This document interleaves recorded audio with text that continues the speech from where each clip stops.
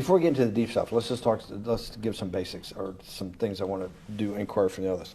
Walk me through the Santa Fe Institute. What was it about the time of the math? And this was in the late 90s. So they're not going to hear me on this part, right? We're going to do it both ways? It will not be on the video, but we do have you recorded. Fine. Remember, when you're answering on these questions, I'm not in the shot, and they're never going to hear my voice. So a little bit you got to repeat. In your answer, you got to repeat what my question was. Oh, a little bit. Okay.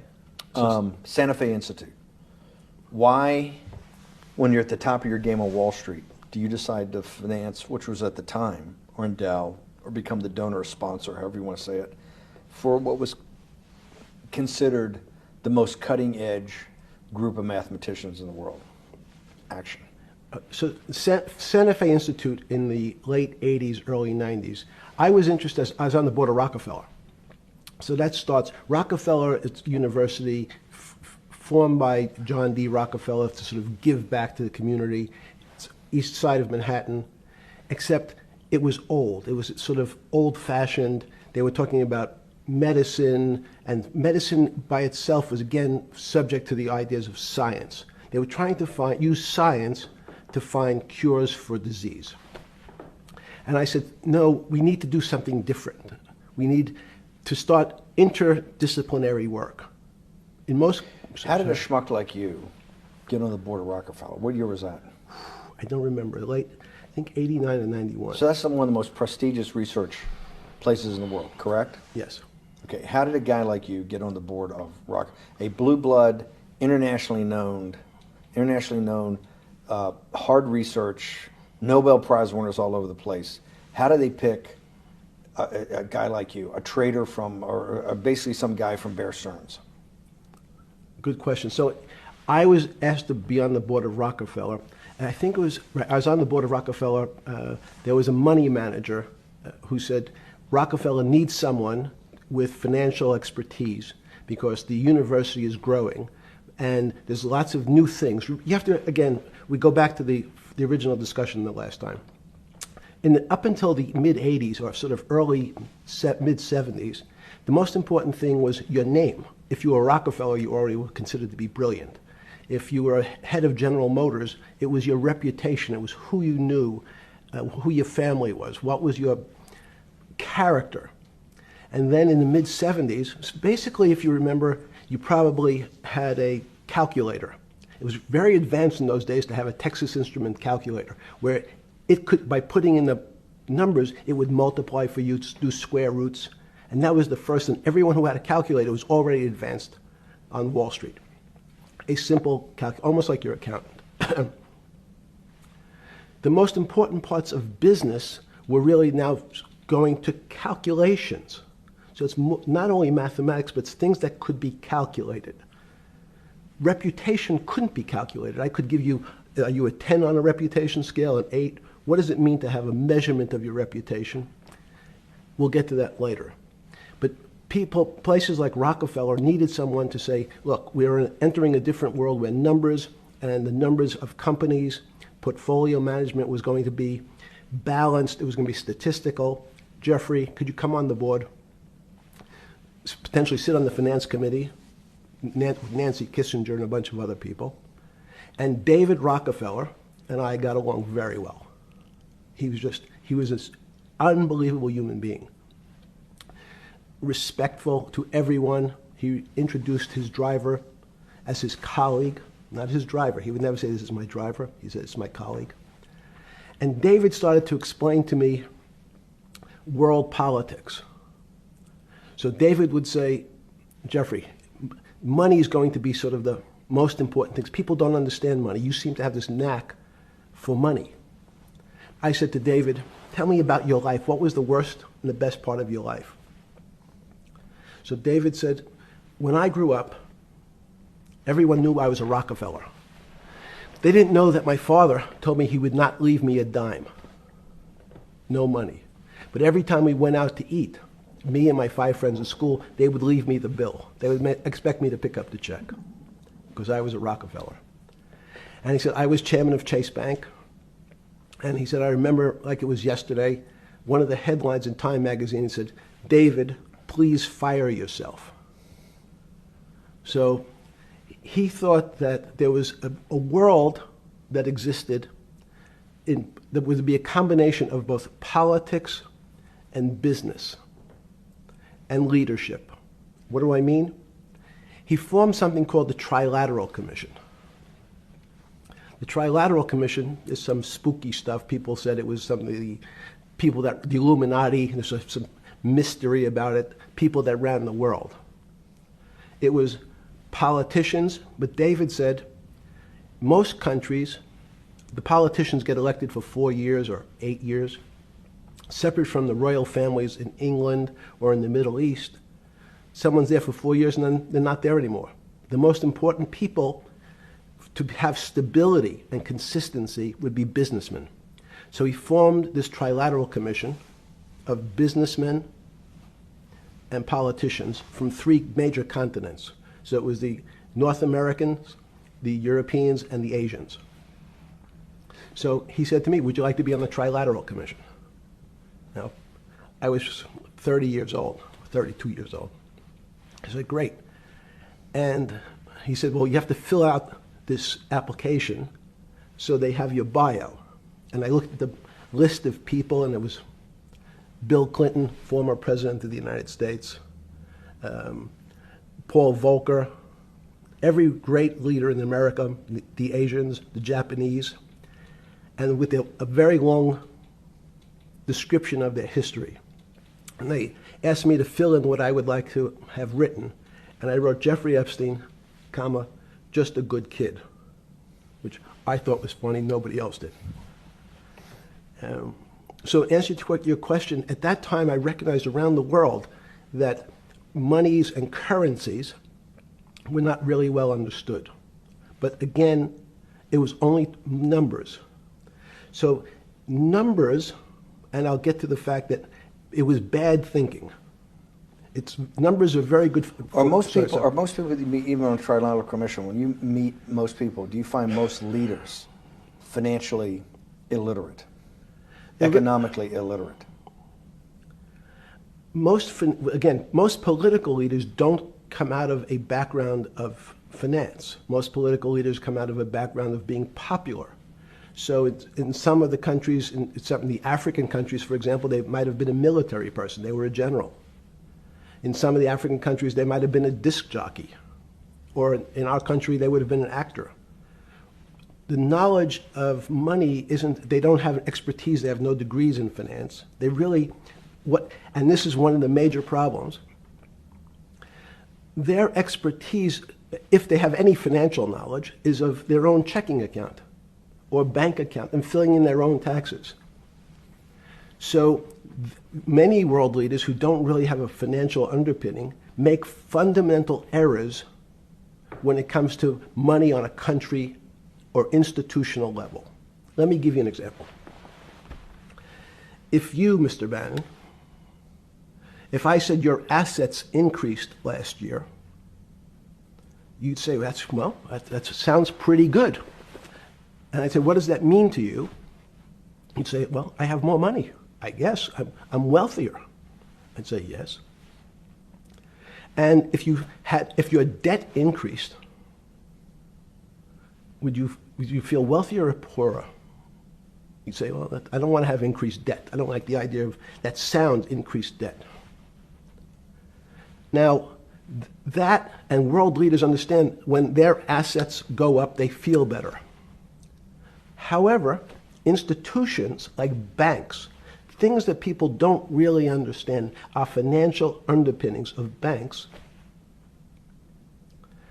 When I say your bank, Mr. Bannon, you have the Bannon Bank, you doubled your assets. Sounds good, but what does it really mean? It means people owe you more money.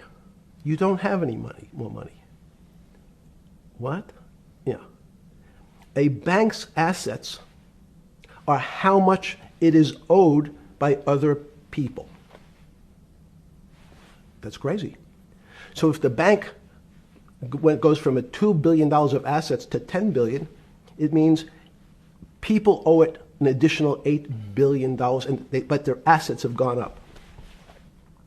So the terminology of assets and liabilities is different for banks. It's not natural. And what most people, and you ask questions about world leaders, there's many people, I think your old boss Mercer understood, there's a fundamental part of money which is called fractionalized banking. And fractionalized banking is something that finance people understand, and the people on the street, and when I say people on the street, that's where I was when I started on Wall Street, would find it impossible to believe. Impossible. Why? Bannon Bank, I give you $1, just one single dollar. In our system of banking, I would say, okay, Steve, I gave you $1. How much could you lend out to your friends? And your natural reaction would be probably something less than $1 because I want to keep something in my pocket. The way our system works is if you as a bank are holding my dollar, you can lend out an additional $8 or $9. No, it's impossible. I only have $1, Jeffrey. We have something called fractionalized reserves, which is if you have 1, you can lend out 9. That's the way our system works. And so not only do world leaders not understand banking, but the man on the street, my father who worked in the park department, it would be beyond his imagination that people could lend out more money than they actually had in their pocket. Next question. Wait, how did this, in understanding that, when you get on something like the Trilateral Commission, you're on the board at Rockefeller, which is the most advanced research. You get brought into the Trilateral, which is the elite of the elite. How, since you're only at that time 30-something years old. 8 years from teaching at Dalton, right? You're at Dalton. No, 10 years. 10 years teaching at Dalton. Yes. Walk us through. I mean, put us in the room. Walk me through exactly what it felt like. What it felt like being on the board at Rockefeller. We got these Nobel laureates, and you're sitting there making decisions, and you start to meet these people at Rockefeller. Now you start to meet these people at the Trilateral Commission. What did it feel like? It's a great question. So what did it feel That's like? what I'm in the business of asking. Yeah. What did it feel like meeting some of these people like Kissinger or Rockefeller? And those were two extraordinary people. But in general, I think the question, the people on Wall Street, I tell the story, the first day, one of the first days when I was in Wall Street, someone said to me, would you like to buy ATV? And I was looking in the brochure and I couldn't figure out what stock had a symbol of ATV. And when I finally said, well, I can't find it. And they said, what's the matter with you? Do you want to buy ATV? Which is, he was selling hot televisions, stolen televisions from the floor of the American Stock Exchange, referred to in common parlance as the televisions fell off the truck. So I knew what that phrase meant from Coney Island. But what I found was most people, be it in business, in normal life, or in the world leaders, don't really understand money. It is something they think about. They have a sense of what it is. They certainly want more of it. But they also make statements like, we want more money, but we don't want more debt, which just shows a misunderstanding of what money at its core really is. So most people don't, they want to make it, they want to save it, but to understand it intimately is not a normal characteristic. At the first Trilateral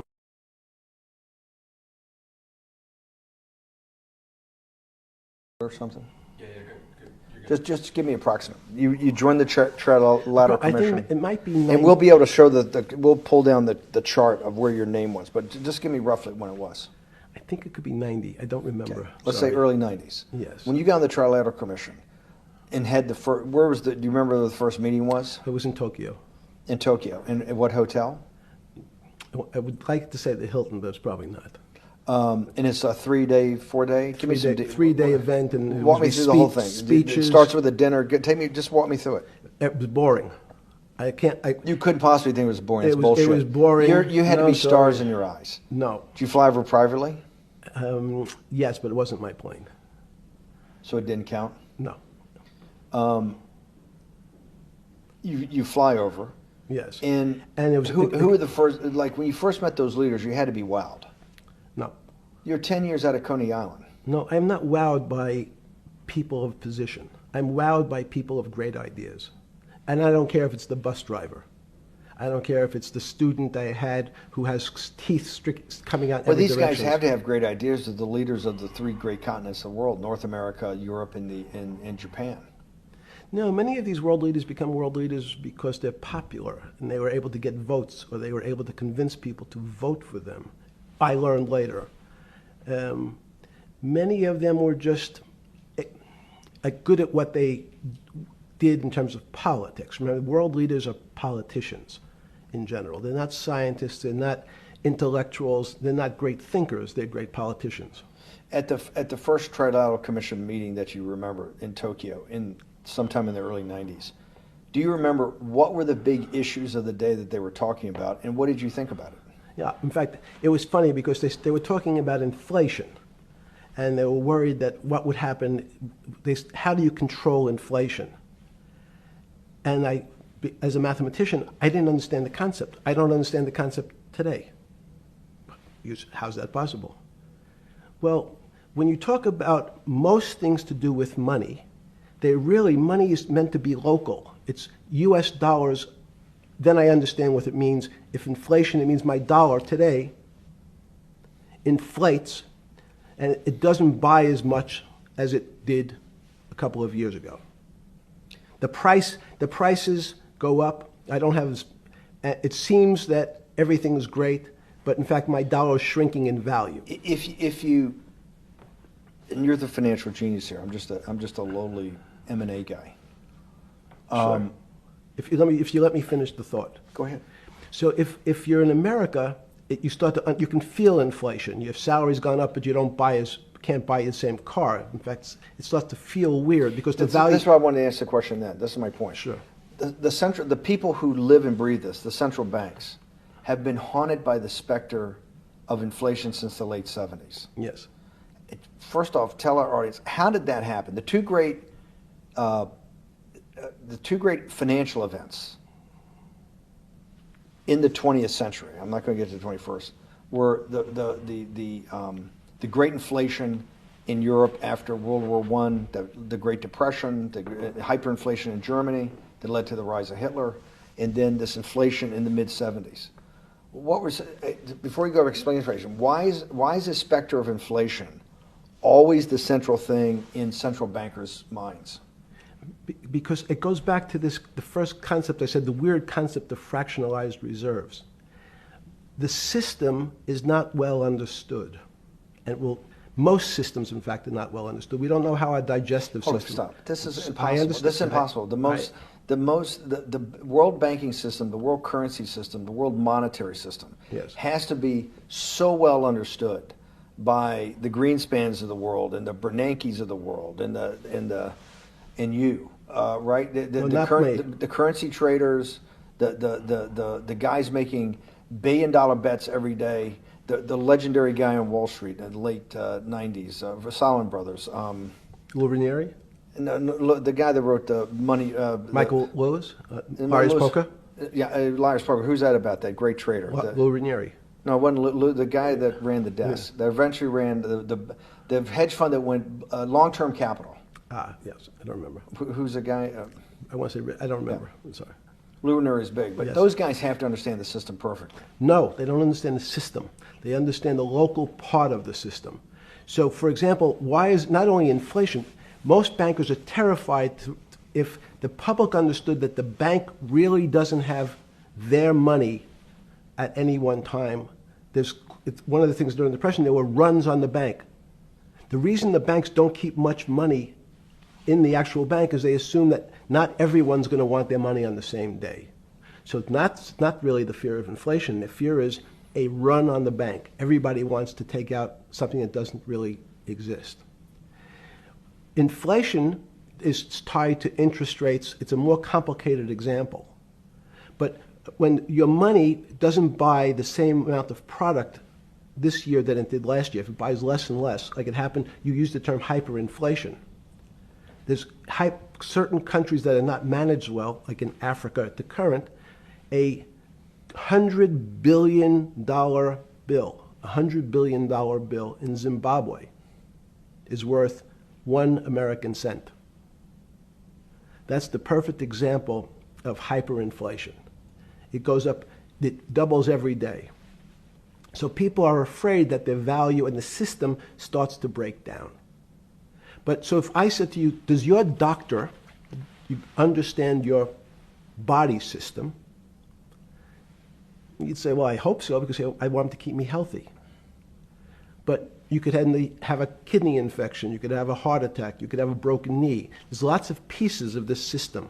And in fact, when you ask the question, very few doctors understand your entire body. There's a specialist for your knee, there's a specialist for your polynoidal cyst, there's a specialist for your head, and now we have specialists in different areas. So and I'm going to get to your first question about Santa Fe Institute. The world economy and your body are both comprised of little systems interacting with each other and making one big system. This is what's stunning for all the little guys out there, the populist movement, the little guys that haven't had a pay raise in 30 years. They think that these elites, have everything. The guys in the room making the decisions, the party at Davos guys. You're sitting there, you don't think many people today really understand the complexity and really all the moving pieces and how they interconnect to the world's financial system. No, not only don't they understand the complexity, and that goes back to Santa Fe Institute was an attempt of trying to see if there was a way to mathematize, formularize, or algorithmically understand what the term complexity means. That goes back to the original question. Complex systems are complex by definition. But there's not necessarily, it's not one level of complexity. As we might say, well, our fingers are complex, the movements, the muscles of our hands. But it's not as complex as the blood system. Now I have a circulatory system. I have systems on top of systems. So that there's no one group of or person that really understands the way the body works. There's no one group that understands the way the financial systems work. You might understand U.S. bond market. Now you've asked about the trade of long-term capital. That was a bond fund, very small part of this very complex system. So the goal of the Santa Fe Institute was to see, is there a way to get in, somehow understand how complex systems interact? Fast forward, Steve, to today, where Google and these other engine companies, the other tech companies, are trying to build artificial intelligence. The strangest thing that they found, one of the strangest things, is that the systems that they design, this artificial intelligence, which a lot of people have heard about, is they design a bunch of systems. They're called neural nets. The term simply taken out of brain work, neurons in the brain. Nets because they actually look like a net. They put in some inputs. The computers work, spit out an answer. Sounds normal to you. It's because you're thinking about that calculator you had in 1976 on your desk. When you ask the person who designed the system, how did it come to that answer? How did your neural net, can you show me the calculations? They say, no, we don't know. We don't know how the thing we designed actually came up with that answer. That's pretty strange. They take the same neural net now and they put it in front of a video game. No learning, nothing. They said to the computer, they say, sit in front of your video game and learn how to play. It seems the computer learns better than any human in history, faster than any human in history, beats any human in history, but when you ask the designer how did it do it, no one knows. It just did it. So that's the first little touch of things that we already have gotten to a place where we don't understand it, and we built it. On Sunday afternoon, September 14th, 2008, where were you? Sorry? It was the night they put Lehman Brothers in bankruptcy in London. I was in jail. Seriously. Yes. So the financial crisis of 2008 happened when you were in jail? Yes. Oh, this is going to be so amazing. This is going to be so amazing. I take it you didn't have your Wall Street Journal dropped off to you in the morning, your Financial Times. No. How did you hear about because I want I forgot about this, but yes. I'm trying to get, this is going to be amazing. Let's go back and do that again. Sunday afternoon, because I want to find out about people, the geniuses understanding the complexity of the financial system. Because I think the best example we have is the financial crisis, the crash of 2008. Sunday afternoon, September 14th, I think it was, 2008, is when they were working feverishly in Midtown Manhattan at the Lehman Brothers offices and at various law firms around town, and with the Secretary of Treasury in the Federal Reserve, what they're going to do with Lehman. They decided they weren't going to save it. And so they prepared to put it into bankruptcy at the open of the market in London the next day. How did you hear about what was going to happen to Lehman Brothers, and what did you immediately think when you heard that it was going to be put into bankruptcy? I'm glad you asked that question. I was in solitary confinement September 14th. And again, some of the public stories about the wonderful time I had in jail and my work release, which didn't come till months after. I'd been there since June in an 8x10 cell with a bed in the back, a 6-foot bed in the back, a chrome sink with a toilet attached to it, and a little piece of metal sticking out that was supposed to act as a table. Now, since I was in jail, there were no books. Why? There's no library. No library, but you're in jail. No, I was in jail, not prison. So in jail, I was in a place what's called the Special Housing Unit, which is for the roughest, toughest, meanest people. They had put me there, they said, for my own protection. So I was in a 8x10 cell with a little slit in the door where they would serve my food on a tray about 9 inches by 4 inches. And then as soon as I finished eating, they would take the tray and close it down. And one of the guards said, do you understand there's Wall Street's crashing. I'm worried about my pension fund. What should I do? And I said, sorry, Wall Street's crashing? What's happened? And he said, there's some crisis and some companies are going bankrupt. I said, are you sure? And he said, yeah, it's all over the papers. We're all terrified we're going to lose our life savings because we have either a 401k or our pension funds. We don't know anything about money. Mr. Epstein, can you tell us, like, what's going on? Am I going to be able to afford my children's education? Am I going to be bankrupt like this company called Lehman Brothers? And there's another company in the front page today called Bear Stearns. Oh, no, I said. Why? Because that's the company I was a partner in. And in fact, that was the company I had a very large investment in. So, as a great story, I didn't have my Wall Street Journal, but in the early mornings, you're allowed to make 2 phone calls, collect. And when you pick up the phone, you can dial a number, and when the person picks up, they say, you're getting a call from the Palm Beach County Jail. Will you accept reverse charges? And the person either says yes, and the call goes through, or the person says no. The person I had called was Jimmy Kane, the president of Bear Stearns. And I said, tell me what's going on.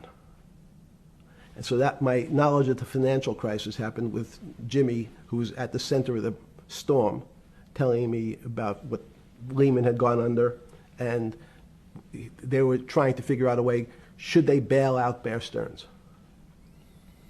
Did it strike you at the time of the mess you had made of your life to be in a situation that you're one of the greatest financial minds in the world, looked at by world leaders and asked your thinking by the most prominent and important people in the world, and here you are in solitary confinement. You got to make a collect call to somebody. Did it strike you at the time how all the threads of your life had come together and put you in a position, or you had put yourself in that position? No. So it never struck you when you had to make one of your 50% of your collect calls that day, you call the president or the head of the CEO of Bear Stearns. The biggest financial event in your life is taking place, of which one, every important person in the world would be seeking your opinion. Number two would be a once-in-a-lifetime opportunity to apply your craft. Number three, it would be a once-in-a-lifetime opportunity to make money if you were smart, and obviously you're smart. You're telling me here, truthfully, that it never hit you at all of how you'd ended up in a place where you had to make a collect phone call from a jail cell that was 6x9 with a steel bed and your food being passed in through a slot. The question you want to ask is, who was the other call to? Okay. Who was the other call to? The other call was to my friend at J.P. Morgan, who was then, I didn't know it at the time, trying to buy Bear Stearns. So at one point, I had two phones. It was difficult because they're afraid people are going to hang themselves with the phone cord. So they don't actually come together and they're pretty short. So I was actually going between two phones talking to Bear Stearns and J.P. Morgan at the same time. So I found it amusing. And it never struck you about how to end up in a situation like this? No, that would be probably means I would be too self-aware. You can't possibly expect me to believe this. I know. I don't believe it. You're telling me that during that day, you never had a moment. You sat there and go, what the fuck have I done with my life that I'm in a 6x9 jail cell when I should be on a trading desk, or I should be in my $250 million greatest townhouse in New York City, taking calls from the king of Saudi Arabia, the president of China, the head of Russia, the president of the United States, to save the world's population from a financial debacle. You honestly expect me to believe that never happened? You're suggesting I was somewhat depressed, and how could this happen to me? I'm not saying depressed. I'm saying a moment of awareness of how could I get myself into this situation. No, I would just say how strange that this happens. It's strange. I'm wearing a jumpsuit and flip-flops. What color was the jumpsuit? Brown. Brown. Brown jumpsuit. Yes. I notice I don't see you in a lot of brown. No. Brown jumpsuit and flip-flops. Flip-flops, yes. With no access to books, no access to newspapers, no access to anything. You had lived on information. Except my Almond Joy bars. I had extra Almond Joy bars. Did you eat Almond Joy bars and things like that because you're afraid of what the cooks did to your food? Yes. Is that because of that you were in for the crimes that you were in for?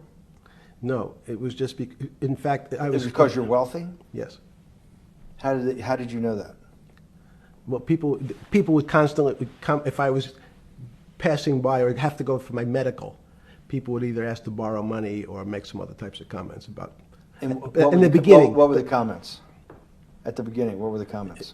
It serves you fucking rich guys right that you're here next to me. There was nothing about your crimes. No.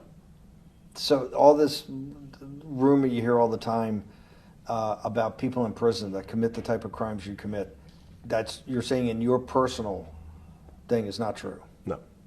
It was all because you were rich. Yes. And it was all because they wanted to borrow money. Or get advice.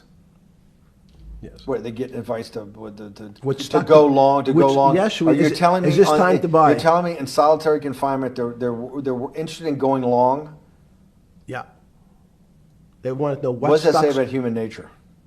Well, what I think the people find, one of the reasons they wanted to keep me in solitary confinement was they're afraid that everybody would want to know which stocks to buy. But what happened was, after this crisis, now it's on the front page of every newspaper. I don't want to lose this day. Sorry. When you first heard that, was it Bear Stearns had been kicked into bankruptcy, 6 months before? No, this is the same time. This is part of the same deal. I thought no. Bear Stearns, they saved Bear Stearns and didn't save Lehman Brothers. That's right. it. They 6 let months Lehman- before they had bailed out Bear Stearns. But Bear Stearns was still a zombie, A shell of its former a self. former self. But they had, quote unquote, saved it. They admit, why did they make the decision in your mind? Why did Hank Paulson and Bernanke, what's this concept of moral hazard? Explain to the audience what moral hazard is, and why did they save Bear Stearns 6 months before, and why did the smartest guys in the room decide not to save Lehman Brothers? It's a good question. The real issue is I'd have to go back when you have these systems to the way your doctor responds to any type of emergency in your body. If they might decide to save your kidneys and let your gallbladder go because the gallbladder is less important to your overall system. If at that time, even it's not that long ago, the boogeyman was when said, well, what really happened? Jeffrey, what really happened? What is this financial crisis? And, some of the progressives and the right wing blame it on the banks. It was the banks' fault. And it's the fault of this very esoteric, unknown concept of derivatives. It was really the derivatives that caused this financial crisis because the derivatives got somehow out of control and in the Mickey Mouse. And that was the way you started your road to a billionaire went right through derivatives. Yes. But derivatives were not the cause. Derivatives were not the cause at all. It's like saying your hair was the cause of your heart attack because it was on top of your head. So what was the cause? There isn't, let me say, there's no one specific cause. These are system collapses. So many times when they have to make your death certificate, when you say, well, what did he die from? They'll say heart failure. But if you say, what was the cause of his heart failure? Well, he had low blood pressure, his sugar was high, he was diabetic, he had all these other problems. But they say, no, we need a word on your death certificate. Did he die from brain damage? Did he die from heart failure? That's the financial crisis. Many people said, well, what caused it? They wrote, like on its death certificate, derivatives. But derivatives are not a fundamental cause of anything. Was it Sunday or Monday? I take it was Monday morning when you made your two collect calls and you were talking to Bear Stearns on one hand and Morgan Stanley on the other. J.P. Morgan. J.P. Morgan.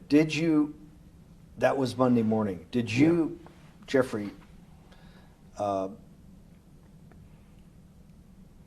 being one of the financial geniuses in the world, did you understand what Lehman Brothers going into bankruptcy, the domino effect, that by Thursday the financial system would be under such extremis that if it didn't have $1 trillion cash infusion in the United States, it might collapse? Did you know that at the time? Did you view that at the time? Yes. You did? Yeah. Why? Again, I don't want to bore you or the audience with the idea of it's a medical procedure, but you had system failures. So you'd recognize that if I said to you, did you realize when your father was on the ground and he was clutching his chest and he couldn't breathe, it was a bad situation, he could die. That's how I saw it. Did you immediately think about the commercial paper market? I mean, the mechanical triggers that actually you had to blow through these circuit boards. Did you know the circuits? Did you understand the circuits? Or did you have a concept of the circuits that were going to get blown through? Yes, but only because of an analogy to a body. And in fact, from my telephones against the wall with my little metal wires, because the next day I talked to another person in Washington about the issues of what I thought was happening, and I made the same discussion about the... They were at the Treasury Department? Yes. So in a 6x9 cell in... The phones were outside the cell. In Palm Beach County, California? West Palm Beach, Florida. West Palm Beach, Florida. That's what your juice diet. West Palm Beach, Florida. West Palm Beach, Florida. West Palm Beach, Florida. You're making a call to Washington, D.C. to talk to some deputy secretary of Treasury. Someone in Treasury. Right. Someone in Treasury. Right.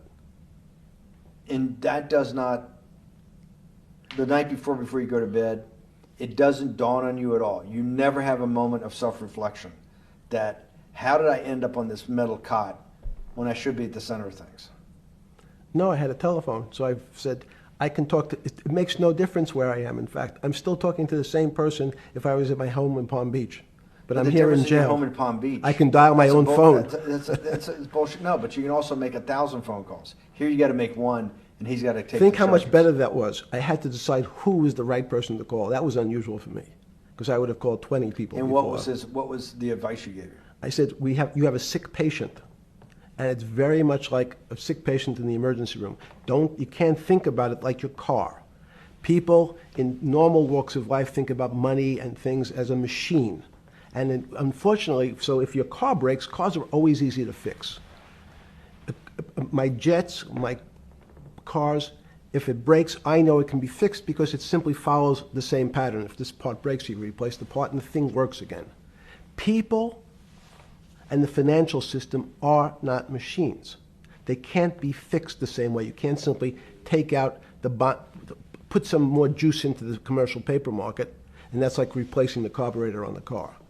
It's much more, I have a patient who can't breathe, has a stomach problem, can't see, looks bleeding at the same time. What do I do first? I have to think about it as a system. Where's the most logical place? What's the most dangerous place? If your heart stopped, we have to start your heart again. In the equivalent to the money market, why do I have to start your heart again? I need to get your blood flowing. If your blood stops, you're dead. If liquidity, which is the equivalent of blood in the financial system, dries up. Once liquidity is basically cash, putting cash into the Forget system. about what it is. Okay. Liquidity is liquidity. It allows the system, it's the blood of the system. You need to pump blood hard into the body of the economy to keep it flowing. And if you're, especially when you're worried about someone dying, you're not going to be worried about the niceties of, well, you got the shirt dirty and there was some damage. Pump in that blood, keep that heart When you pumping talked to the person in Treasury on Tuesday, the 16th, did you get a feeling as you were sitting in your 6x9 jail cell in West Palm Beach, Florida, that they were on top of things? No, you can't. It's impossible to be on top of things. There's no such thing. It's, again, the doctor watching the patient die. You hopefully have some confidence that he's seen it before. He recognizes that there are some steps he has to take first before he bandages the guy's finger or worries about what shoes he has on. So you hope that the people in charge, your doctors who are working on the emergency patient, have enough experience and, frankly, judgment to try to keep the patient alive. Did you think that they had those things, patience and judgment? They had pretty good judgment, and you needed a lot of luck, just like in the dead patient. You need to, hopefully you put that blood in and it's not too late. And you make some mistakes, but you have to know you're going to have to give it a shock. In the run-up to the September crash of 2008, Yeah. I guess you weren't occupied with finance. That whole summer, how long had you been in jail? Went to jail June 30th. So the entire summer. Yes. Before you went into jail, you were still very active in the financial markets. Yes. When I say active, you trade currencies every day, you trade stocks every day. When people, I don't do any. someone like you, or you give advice to people to trade stocks or trade currencies. I don't trade every day. I think that's, like Woody Allen said, you can't beat the bank. So I try to pick my spots.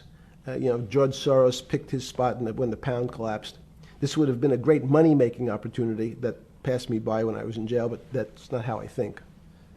In the run-up to that, in the spring of 2008, that's when Bear Stearns got in problems, I think, in the spring of 2008, and they decided to bail it out. Did the Bear Stearns guys talk to you for advice at that time, in the big crisis in Bear Stearns? No, but see, again, unbeknownst to most people, and it's easy to blame people for the financial crisis, like you'd blame someone for giving your father the drink before he had his heart attack. But what really happened, the real enemy of the finance system was Bill Clinton. And if you ask me what and who caused the financial crisis, I would tell you it was Bill Clinton. Because of what Bob Rubin and he did to deregulate the financial system? No. Because as of the last time we had our 60-minute interview, you talked to me about home ownership. and you asked me whether everyone should own a home. And I told you, no, it's too risky.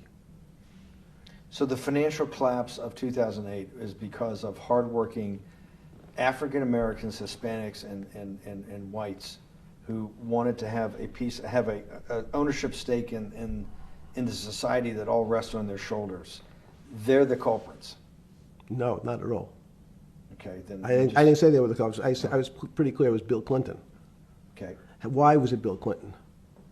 Because Bill Clinton wanted to get votes from those people.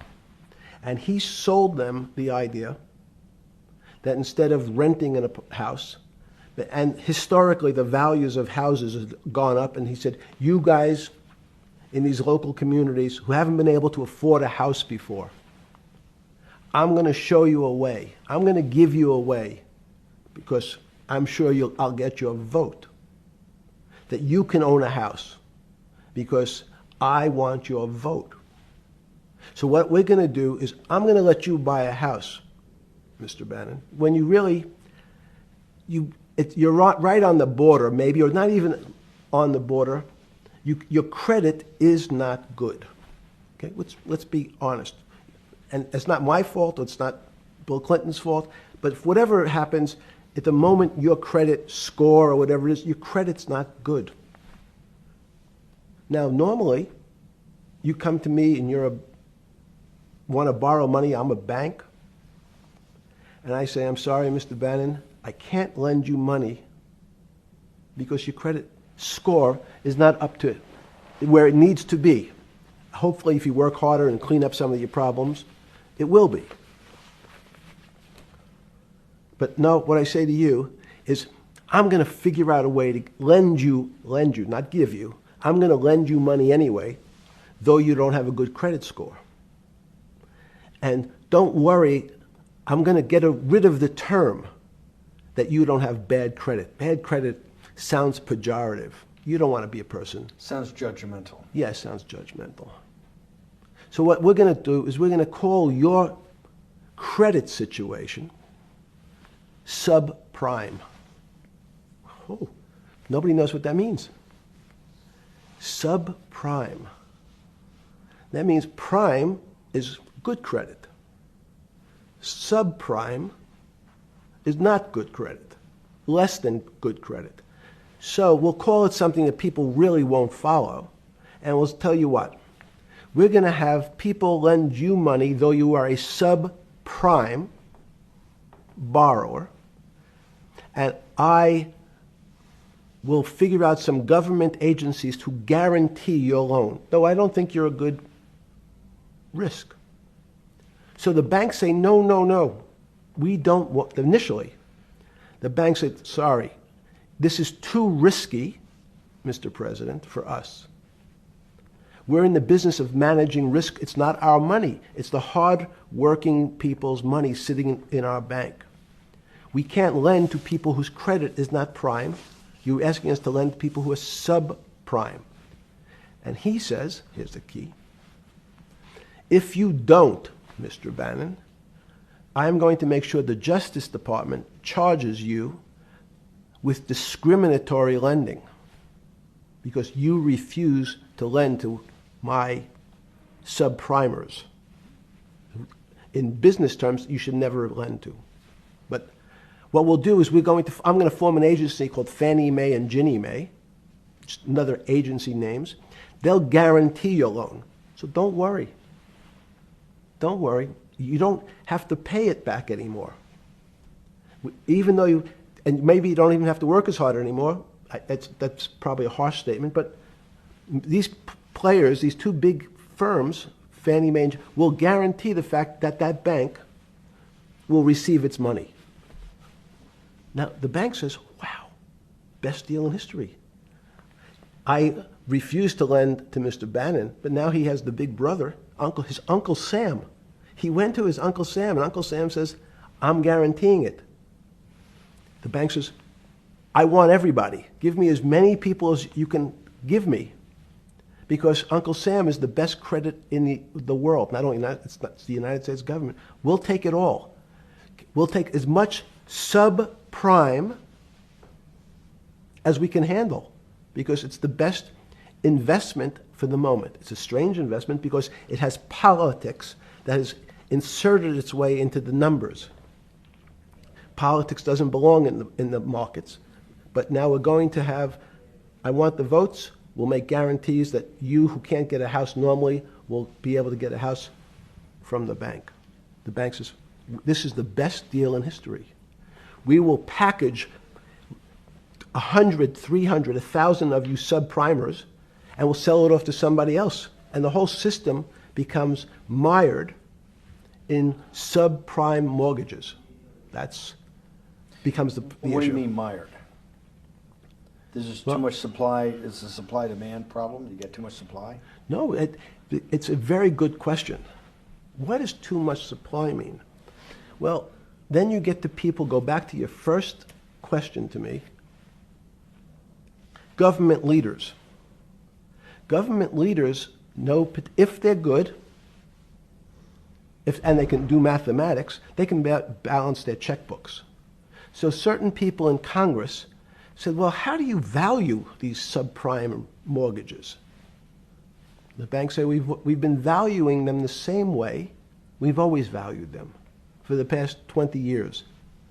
The accounting firms, there's something in this country called GAAP accounting, which is a standard type of accounting. And we account for them the same way we've always accounted for them. If we paid $1,000 for your mortgage last night, when we put it on our books today, we're going to say its value is $1,000. It makes sense. I paid for it what's its value?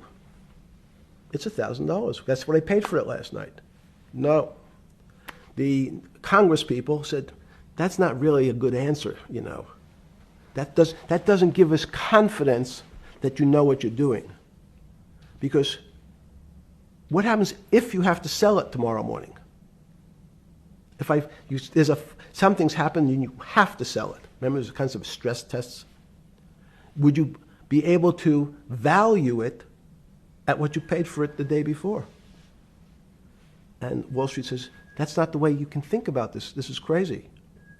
We always value things at the cost from the day before. And they changed the accounting method, in essence, to say not what it was worth yesterday, but if I have to sell, what would it be worth? That's impossible. So what happens is every bank now has to value something they bought yesterday at lower than they paid. Never before in 20 years did they have to do this. So something they bought at 1,000, on their books was 1,000, is now 990. That starts to, you asked the question about what did I start to think about. Something's 1,000 and 990, this person now has to value it at 980. When did you first start to get nervous, understanding Bill Clinton in all this? Did you change glasses? Yes. Okay. I changed shirt. I saw the black.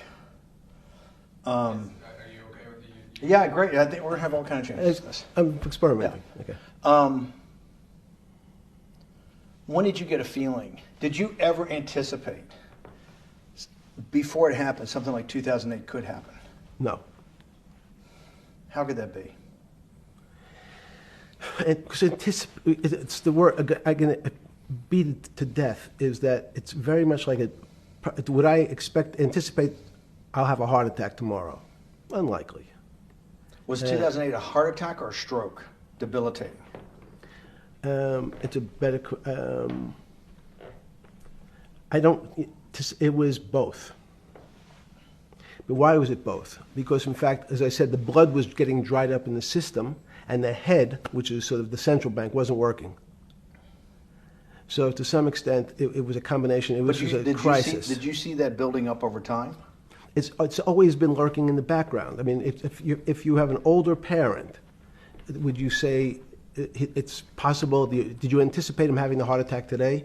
No, you hope things are going to go better and maybe they'll fix it up. The system was getting too complex, and it wasn't based on derivatives, because what people keep forgetting, and as I was just explaining, Wall Street, and in many professions, including Wall Street makes it sound complicated.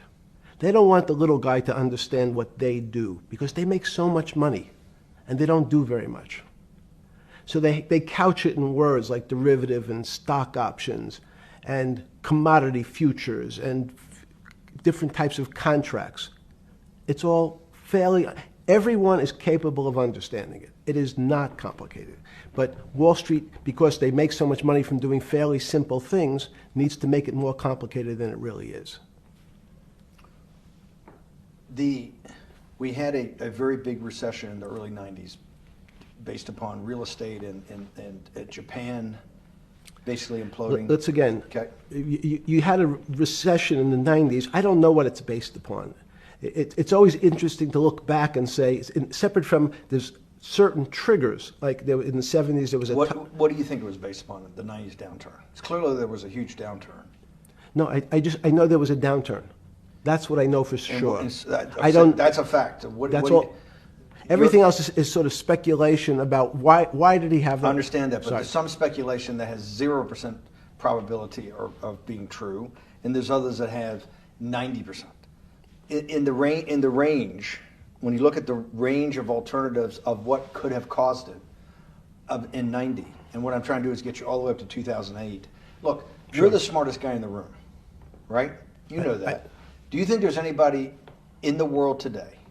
Oops, this is going to be a bad question. No, but do you think anybody in the world today, the Alan Greenspans, the Bernankes, is there any central banker you know, any partner of any Wall Street firm, any guy running a trading desk, and I would take it that would be, or anybody at a Larry Fink at BlackRock, Steve Schwartzman at Blackstone, the top 100 financial guys, and let's throw in a couple of Nobel economists, and let's throw in the best professors at Wharton, at Harvard, at Stanford.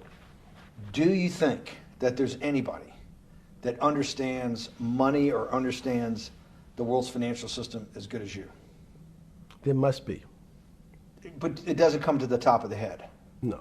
Okay, fine. Now I've gotten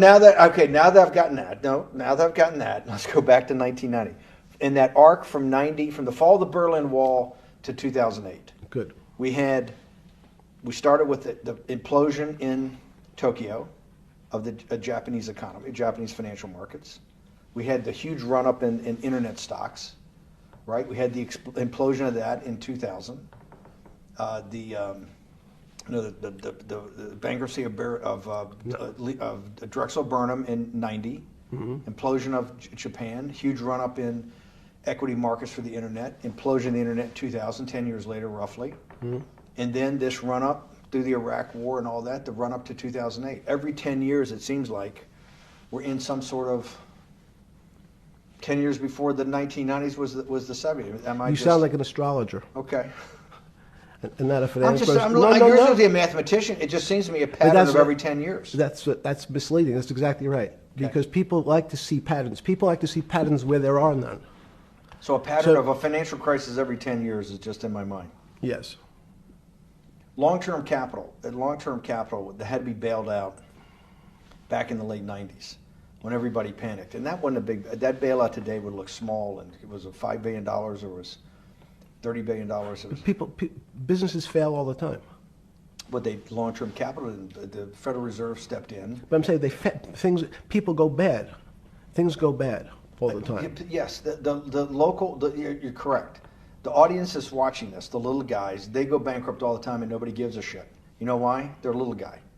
But when long-term capital management goes bankrupt, or Bear Stearns goes bankrupt, or Lehman Brothers goes bankrupt, people care because it's an unfair characterization. Why do you say that? Because again, it's the complexity of the situation. If you think about you have a complex system. You have your body.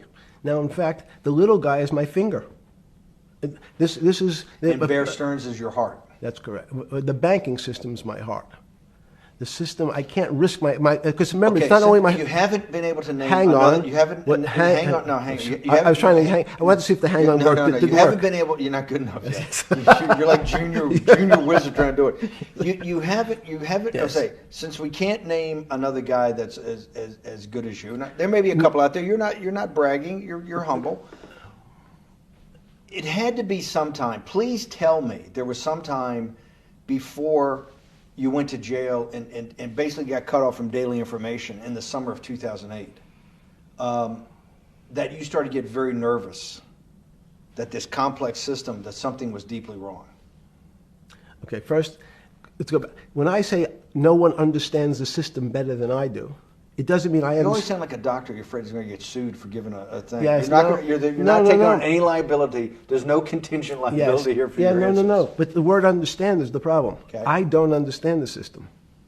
So I don't understand the financial Will you system. please stop? You cannot sit here and Yeah, tell no, me. no. What we just went through, I'll go through again. The hedge fund managers, the money managers, the central bankers, the commercial bankers, the heads of the investment banks, the heads of all the trading desks, the top economists, and I'll throw in the business school lecturers at Stanford. Of all the top 200, 250, you can't name at the top of your head the guys are at least at your level. You have to understand it somewhat. No. Sorry. We all don't understand it. No one understands it. It's a miracle. It's that's part of the problem.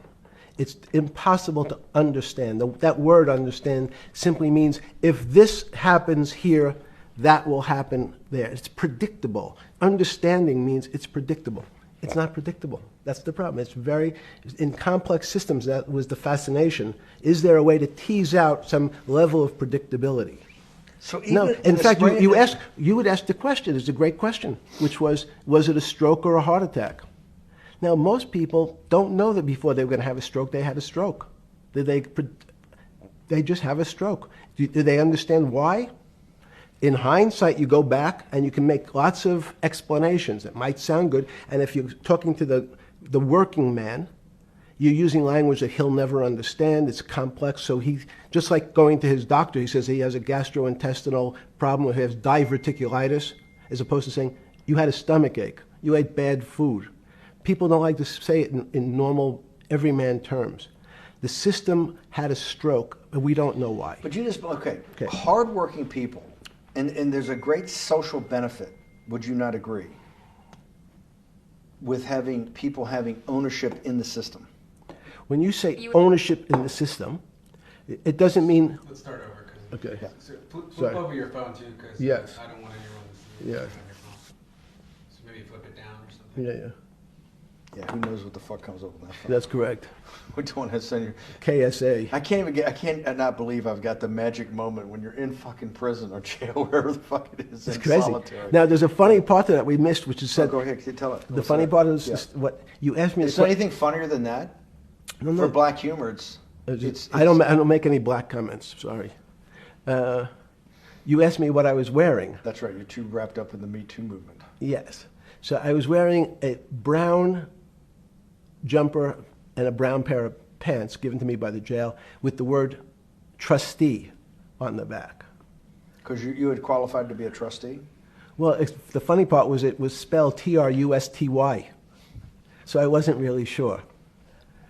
I'd been a trustee in many different operations, but it was the first time it was actually printed on my back and spelled incorrectly. Probably had a higher level of being a trustee at that than you had at all the boards that you were trustees, right? Yes, right, because as the trustee meant you get two devices to clean your toilet as opposed to one. Yeah, but it also meant that you had some sort of personal fiduciary own responsibility for oneself, right? In the jail? You mean? Well, that's what being a trustee is. That's where they give you two. Yes, you get two cleaners. I was a trustee in the jail because I was able to teach some of the kids to help them get their GED. So that's how they gave me a trustee job. There's no time. I got to go back to this because I'm like a dog with a bone in this thing. Yes. You can't. There's something deeply fucked up with you. At least something. Well, we know there are things deeply fucked up with this. You will get through in this film, Right. but you cannot possibly sit there, knowing that you came from nowhere, knowing that you went to the very top of what is considered outside of science and maybe physics, the thing people most admire because it's like alchemy, understanding high finance. To sit there in what will be the defining financial crisis of our time, like Black Friday or Black Yes. Monday, whatever it was, in the Great Depression, and be there at that exact moment, triggered in part by a firm that you used to be a partner in and knew intimately well, and it created much of your initial net worth because of, and know that you couldn't, someone who lives on a phone, right? Yes. Because you do live on a phone, right? Correct.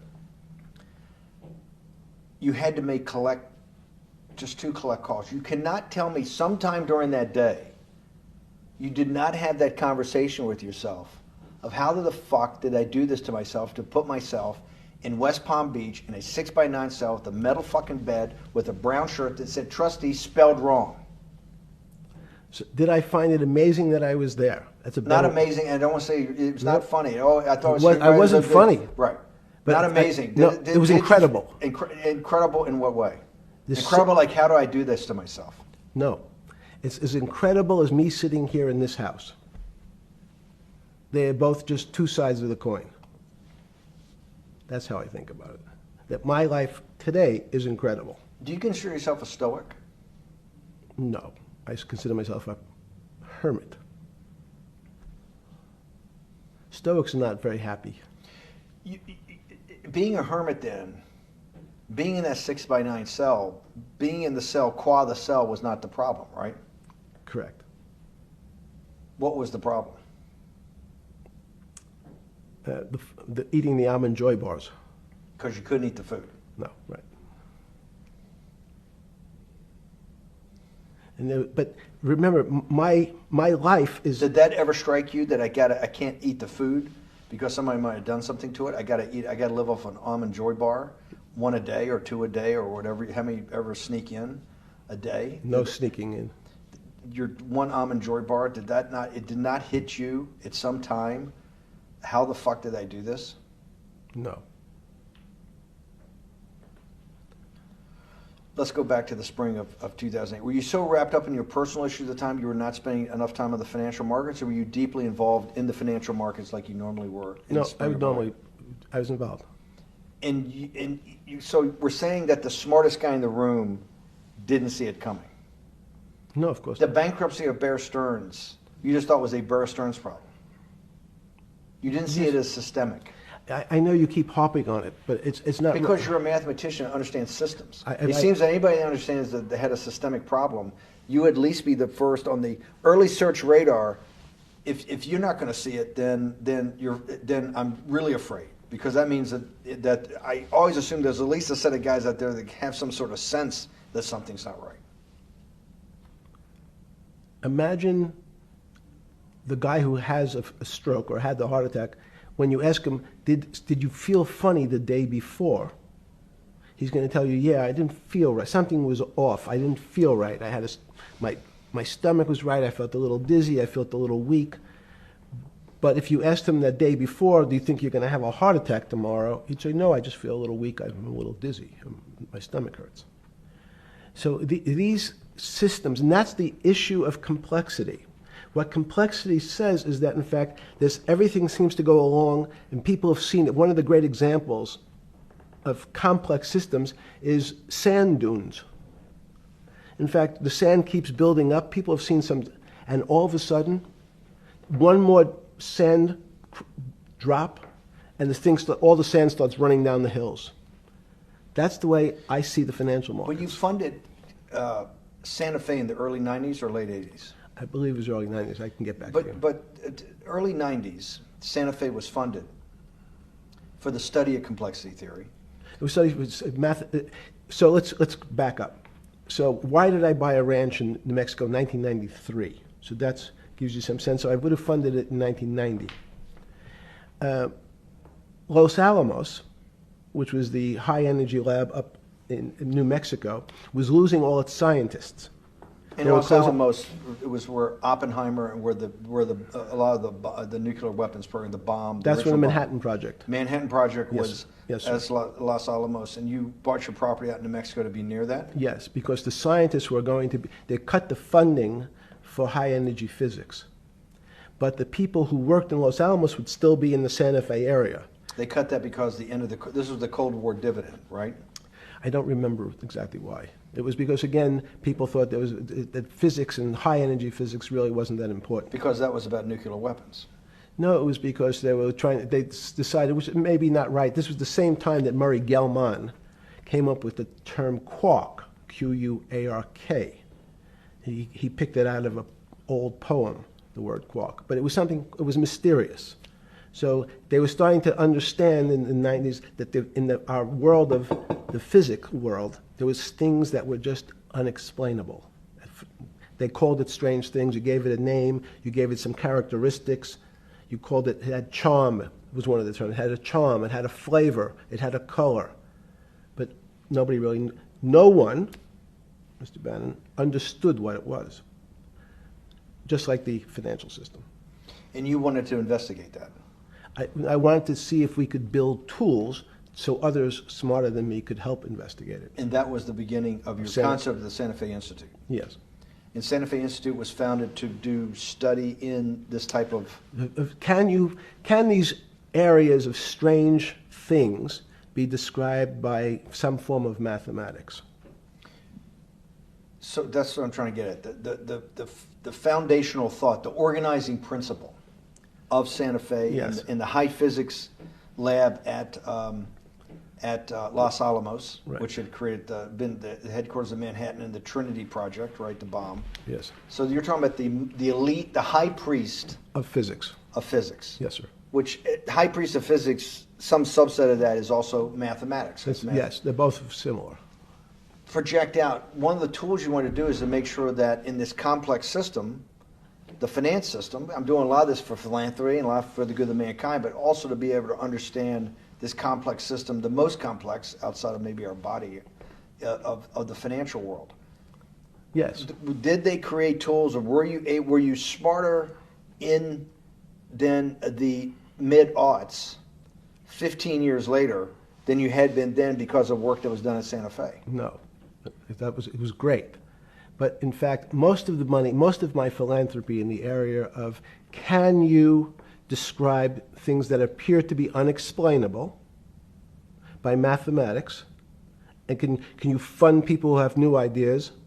And unfortunately, when someone thinks they've been able to, there was a man, Stuart Kaufman, when they think okay, I figured out how to be able to predict the unpredictable, what appears to other people to be unpredictable. But my system, in those days it was called genetic algorithms, can predict what things will happen, and they all want to make money. So they use their systems to try to figure out, they know they have figured out the way to make money because they figured out the unexplainable. They try, they go bankrupt, and we start again. So with a cold view, what I've come to realize is that the attempt to mathematize, formularize, or what in your prior work, to understand what really is, in today's world, still unexplainable, is impossible. They're miracles. Your first head of Santa Fe was Christopher Langdon, I think. Langdon from Australia. But Murray Gell-Mann was really the funder. He was the yes, rock. Yes, he was the rock. He was a Nobel Prize winner? Yes. Yes, and a wonderful guy. He came out and helped us with the Biosphere 2 project. He came with Chris Langdon. Yes. Chris Langdon was the operator, the day-to-day guy. Chris was doing artificial life. Right. Murray tried to lead his own artificial life. Yes. When Chris came to Biosphere 2 for the first big conference we had in 1994, he was one of the most impressive guys there among all the world's elite. Kew Gardens, the Lawrence Livermore lab, the labs at Sandia, all the major universities, Lamont Doherty, all the big Earth observatories, Woods Hole. What set Langdon apart, I thought, and the reason I invited Santa Fe to be part of it, was Langdon actually made a presentation that everything, and he was making this to scientists, a lot of marine biologists, a lot of people that were just beginning, Wally Broker and people who were just beginning the study of climate change, at that time called global warming. That he made this compelling presentation that everything's really mathematics. Yes. It's all just back to math. And you have to, all these experiments you do, one of the reasons they're not considered by the high priest in physics as being real experiments is that they don't have a mathematical basis to it, and everything has a mathematical basis to it. Langdon seemed like a radical visionary. What happened to that concept? You go back 350 years. So you have Isaac Newton, you have Leibniz. From move forward, you have people like Heisenberg and Gödel, and what every one of those mathematicians and philosophers came to understand is that there's something there's numbers can describe certain things, approximate certain things. But in fact, trying to put measurements and numbers on other things that are really unexplainable is folly. So 300 years ago, they said that unexplainable realm was God. And people who attempted, in fact, to explain the unexplainable, who said, yes, I understand the unexplainable, were charlatans, they were the occults, they were the astrologers, they were the con men. Alchemist. Yes. Well, no, alchemist was, in fact, they believed that there was a way to transmute one metal into another. In fact, they always wanted to see if they can create gold. There's no reason, if you think about it, they recognize that one metal is different than another metal because it has some additional pieces to it. It has additional neutrons or protons or electrons. So because they thought it was a machine, they believed it was a machine, if I can take 5 protons and add 5, that gives me 10, I should be able to get gold. Move everything around inside these systems, the molecules transmute one molecule into another, and if this molecule I've transmuted it into is gold, I'm a rich man. It's back to money. But there's something strange happens. Isaac Newton says, this is really weird. If I want to push a ball on the table, I have to touch it. Maybe I have to blow on it. But I actually have to push one side of the ball or the book to move that side. I'm pushing here, and obviously this thing is what appears to us humans to be solid, so it moves as one thing. But the only way to get something to move was to touch it or put a force against it. Okay, seems to make sense. Everybody has that experience. I want to lift a glass, I lift it. If I want to push a ball, I push it. If I want to pull a ball, I pull it. But he recognized when the ball fell off the table, it went in a different direction. How's that possible? Nobody pushed the ball down. And he said, this is crazy. Why did the ball go down? I didn't push it. I just let it go.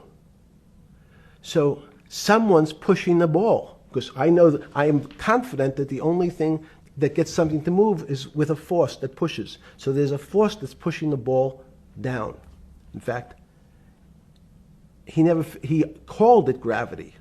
He measured how fast it was pulled, but never was able to explain why it happened. How is it? What is gravity? It's this. Everybody says, well, why did the ball fall to the ground? Because gravity took it. But what's gravity? That's, as Feynman would say, that's the name of the thing. We have no idea what it is. This goes to Santa Fe. They were trying to explain the unexplainable. Can we measure, can we figure out a way to predict the stock markets using these types of chaos complexity? Before we get there, let's walk back through it. Let's go back to Newton. Sure. Pre-Newton and then Newton. What did Newton solve that for millennia up to Newton had not been solved? And then I want to go forward all the way to Santa Fe, what they were trying to solve. Let's start with just 2 or 3 of the basic guys, but let's go with Newton. What pre-Newton, it was what? And then why is Newton such a genius? In the, I think mathematically they told me one time, I've seen there's been 115 billion people roughly that have lived on the earth. And of that 115 billion, Newton. Are you sure that's a number? That sounds a lot, very high. We only have 7 now. I think in the history of the earth, I think it's, I'll pull up the stat for you, but I think it's 115 billion people. They figure that probably is inflation. That's why you have lived on Earth. But he's one of the handful of the most important. What did he solve for? Why is he so important for how we live today? And then we want to go through Leibniz and the other 3 other major ones to get us to Santa Fe? Well, it's a long journey. This is the heart of what we're trying to do. Let me take a bit of a detour just Okay. a second. What if you went to high school and the last year in your high school, you took calculus? So Isaac Newton sort of invents calculus. Well, that sounds invents. Mathematicians. To torture seniors in high school before they graduate. Yes, but obviously no. Yes, the answer is yes. Certain people could never do calculus. Why is that? Why is calculus so? Why is that the dividing line between, to me, people who can handle that and can go on to do certain things, and people just hit the wall, even if they know math? It seems to me that there's that calculus is the thing that changes. It bridges. That's because it's about the theory of change and the theory of how things change. It's a great question. But in fact, what calculus does is it's somewhat philosophical. That's why mathematics is Newton wasn't a mathematician, he was called a geometer. That's what they used to call themselves. They understood geometry and numbers. But there's an old conundrum where it says, during Pythagoras' days, Zeno's paradox it's called, where they said, well, if the wall is 2 feet away from me, and I take one step that's halfway to the wall, that'll be 1 foot away. And if I take another step that's half again, that'll be half a foot away, and then a quarter of a foot. I could walk forever but never touch the wall. Doesn't sound realistic, doesn't make any sense in our real lives of the physical. But what Newton understood is many problems were like that. Many things approached the wall, or in calculus, approached the limit, but never really reached it. So he said, it's okay, you don't have to reach it. We can do lots of the mathematics as if it was so close, it was almost there. And we could do lots of mathematics almost being at the limit. And this is really important, Steve, for today. Because most of the science up until today was things that are starting to approach the limit. You were taught in high school that if you had 1 divided by 0, if you remember your high school algebra, you were told, what's the answer to that? Is there an answer to 1 divided by 0? No, if you were in high school, I'd say, stay away from it. It's the boogeyman. You could write it down as it's undefined. It's not able to be determined. There's a bunch of things. But in fact, 1 divided by 0 is a strange things happen. It's a world of the strange. And what I'll explain to you after is that when you get 1 divided by 0, you get into a world we don't know what happens. The answer is it's not explainable. We can call it things like undetermined. We can have a convention to say it's X, Y, or Z. But in real life, we don't know what happens when you are actually at the limit. So Newton thought the same concept, is that the limits were God. You got close to God, but you could never be God. He had this sort of religious interpretation. Okay, I want to go back to Newton. Why is Newton such a big dividing line in mankind's history? What is it about Newton? What is it about what he tried to solve? What did they not know beforehand? And because we live to a degree in a Newtonian universe, although I realized later subparticle atomic physics, but at least for a while it was Newtonian. So what's the dividing line? Why is he so important? Why is he an inflection point in mankind's movement from the swamp to the stars? It's a great question. Stars were by Kepler. What Newton starts to allow us to do is to make accurate predictions. Remember that we've talked about that with money, about the things in our physical world, how cars, he didn't have cars, how horse carriages moved, how bowling balls moved, how pool cues and pool table balls. Had people tried to solve that before Newton? Had Many, people many. tried it?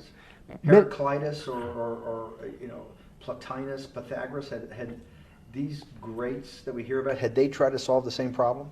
Not the same problem. They tried to again, what Pythagoras does, he starts to figure out this relationships in triangles. For example, everyone knows the a squared plus b squared is equal to c squared. That Pythagorean theorem, which is basically says these shapes in a triangle, each side of the triangle has a fixed relationship with the other two sides. That's strange. He knew, again, but it was all numbers. This was a system of things in the physical world, and Pythagoras says we can start putting numbers on things that help you predict how they will behave. You can add two triangles and make a square, some different shapes. They were looking at geometric forms. Newton says, well, I want to know how planets move. I want to know how things around me move. Can we find formulas?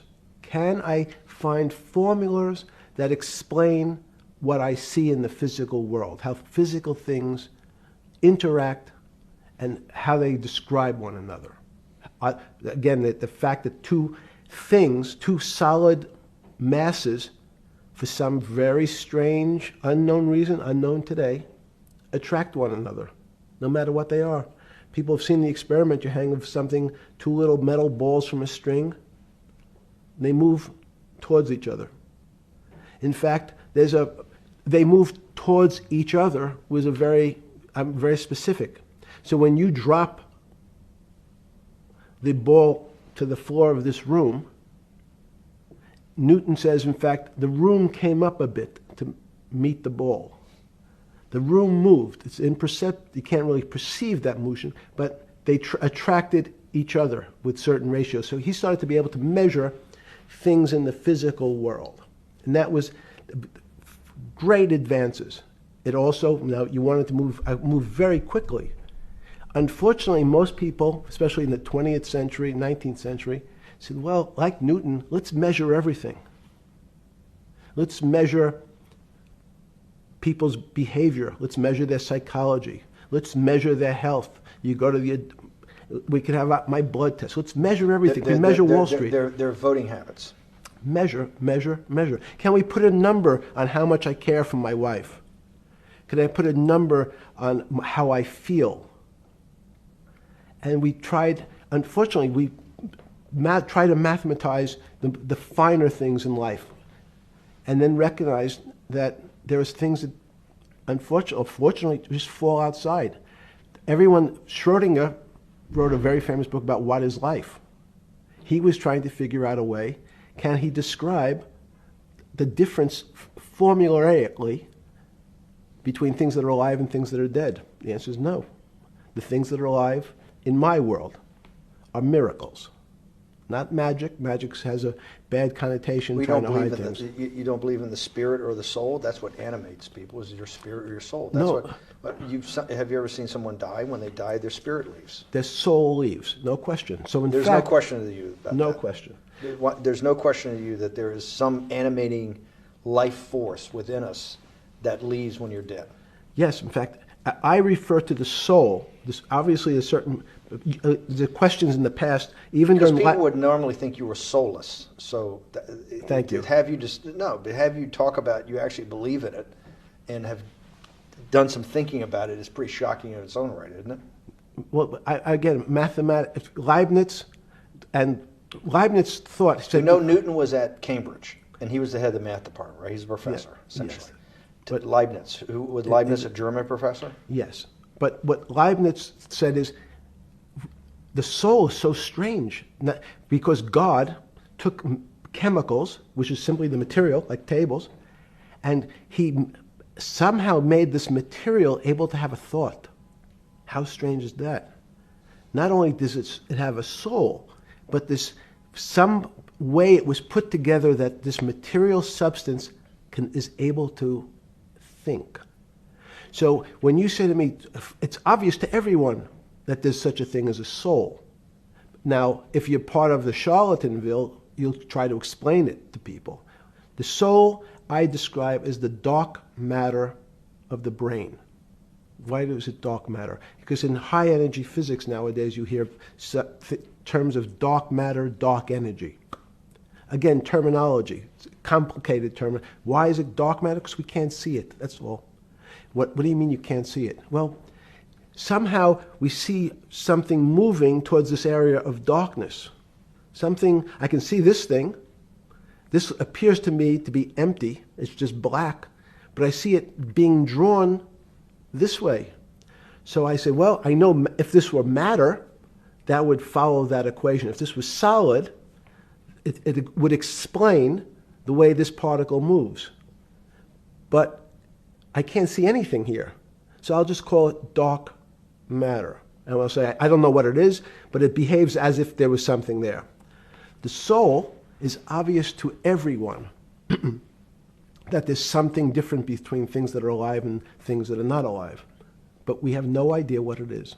It's currently unexplainable. I believe we need an entirely different system of analysis to try to figure out. But Sorry. No, with Newton, with all his alchemical studies and things he worked on the spiritual side, Leibniz had just talked about the soul, Schroeder talked about what is life. If a modern scientist or someone that you funded at MIT or at Harvard or one of these things talked in those types of terms, they would be considered to be a wingnut today, wouldn't they? They would not be on the path for tenure, right? Unless they were in the philosophy department. This is exactly my point. We're talking about three of the greatest mathematicians in mankind's history that have really changed mankind. Talking like this, what happened? How do we get to a situation where they could not be in the high physics, they could not be in the mathematics department or working in high energy physics? Good, it's an easy answer. Newton was a combination of mathematician or geometer then and philosopher. And as time went on, those disciplines seemed to move apart. We had philosophy. Some of the philosophers can't do math, and some of the mathematicians. And again, mathematicians often break into two categories. People that solve problems. Those are more like geometers in the old days, just problem solvers. And then there's thinkers, theoreticians. They're more like the old movement towards philosophy. But neither one of those two groups have been able to figure out why something is alive as opposed to something that's not alive. No one's been able to describe what the soul is, but we all know it exists. And I think what we need is science is a bad word. I think science only describes the things we already know about the physical world. In fact, there's an argument that the physical world that we see has been created out of our systems of mathematics. Mathematics, everyone knows mathematics describes the physical world much greater than it should, unless my view, the physical world really comes out of conscious beings that have mathematics. So they create it. This table appears to you and I to be solid. To a bat, because we have light that's bouncing off the table into our eyes, it appears solid. If instead of eyes that responded to wavelengths of visual light, our eyes responded to radio waves, the radio frequencies. It's not different. It's the same type of frequency as light, but different speeds. The table's invisible. We know that our phone works in this room.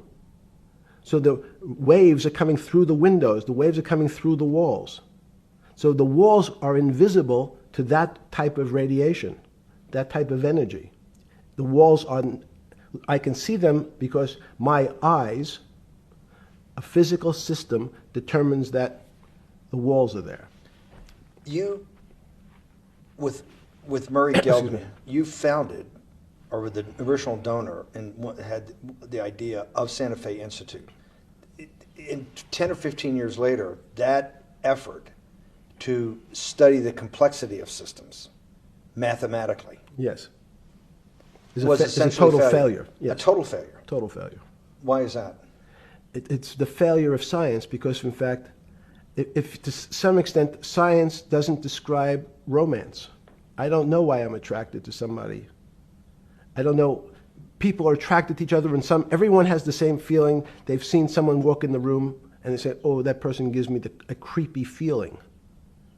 Science has tried to describe. Science doesn't describe what creepy feelings means. They just know it's a creepy feeling. I think women as I said the last time, have an intuitive sense. What is intuitive? They have intuition, they have feelings, and they're able to deal in the realm of things that men, especially men like myself, find unexplainable. They have women have intuition, men see things a bit differently. Men want to measure everything, women are not really that interested in measuring. In what you're saying in macro terms, you actually think science, mathematics, maybe ultimately technology is moving to that more intuitive. I think science and math are old-fashioned. And unfortunately, people are still taught that they have to learn algebra in school and certain things in school, as opposed to learning to have an emotional. Is this what Larry Summers was trying to get at? Maybe he didn't say it perfectly enough, but what he was trying to get to in that system, the systems we study today, the way mathematics is either taught or understood, that women just haven't gotten up to the highest realms of engineering or physics or mathematics because of that. And you're actually implying that there's a either new branch of science, or we've hit an inflection point like in Newton that's going to go in a Newton took mankind in a different direction because he was able to measure. Then you had subatomic, non-Newtonian physics later. Are you saying that you think there's another developing field that's coming up that may take us, I don't know how many decades to get our hands around, but that's what's evolving out of this? Yes. Yeah. In fact, I think that mathematics, it's not the end of science. Every year someone says it's the end of, we can't discover everything. There's lots to discover with relationship to the physical world, but we know a lot already. In respect to the unexplainable world, we almost know nothing.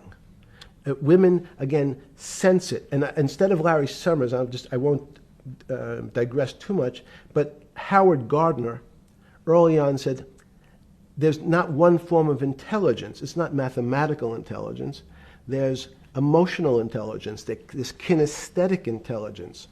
There's this argument that I reject that black people are less intelligent than white people. It's not true.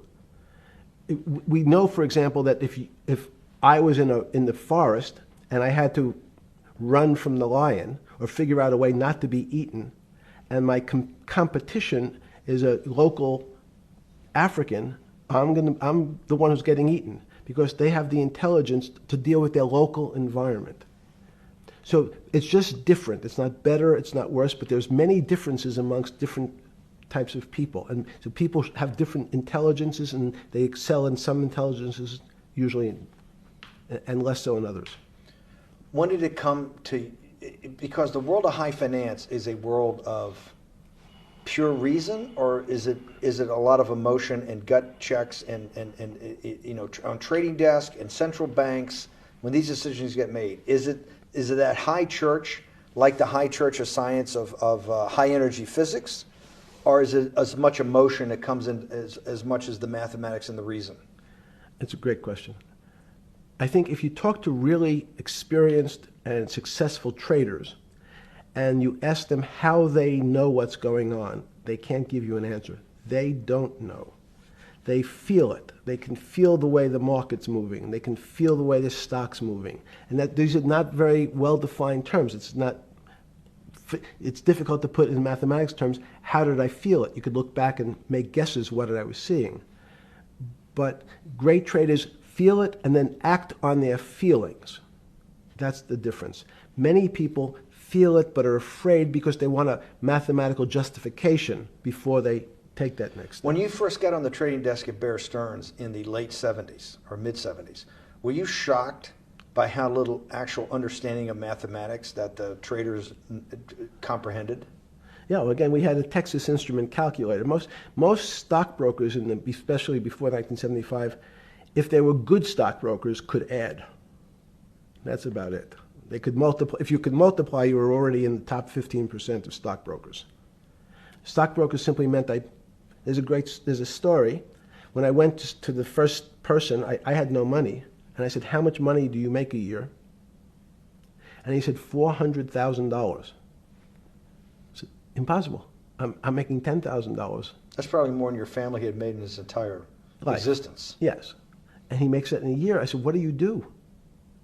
And he said, it's too complicated for you to understand, which is what the main thrust of Wall Street people, they want to tell you it's too complicated. Because if you understood that that person was simply, he had a brother-in-law, in fact, in this case, who ran the pension fund at General Motors. His brother-in-law would call him and say, buy 1,000 IBM. He'd hang up the phone, he'd write it out on a ticket and walk it to a window. That was his entire skill set. Hello, write what my brother-in-law says, walk it to a ticket window. Give me an example when you were on the trading desk in the early days of Bear Stearns of a time that you felt either complete uncertainty or you saw total panic, where something was happening that people couldn't foretell and that they were like in an airplane cockpit where it's going wrong. Walk us through that. In 1978, I think it was, across the news wires, there had been a collapse of the currency in Thailand. On the other side of the world, had no relationship to me. I wasn't sure where Thailand was. But the fact that a currency, a country's money, had all of a sudden dropped tremendously in value affected the rest of the world's markets. And people panicked because they'd never seen that before. A very small part of a very complex system had a shock throughout the whole system. So prices on Park Avenue apartments, the bond markets, the stock markets, every started to gyrate. You know, there's an old mathematics expression that if a butterfly wings in Mexico make the wrong turn, it spins out, and eventually, by the time it gets to Canada, it turns into a tornado. So these are part of complex systems. So yeah, Wall Street in certain parts. Santa Fe Institute was supposed to actually come up with a formula for that, for the butterfly wings. Why in 15 years did you reach the end of at least that experiment?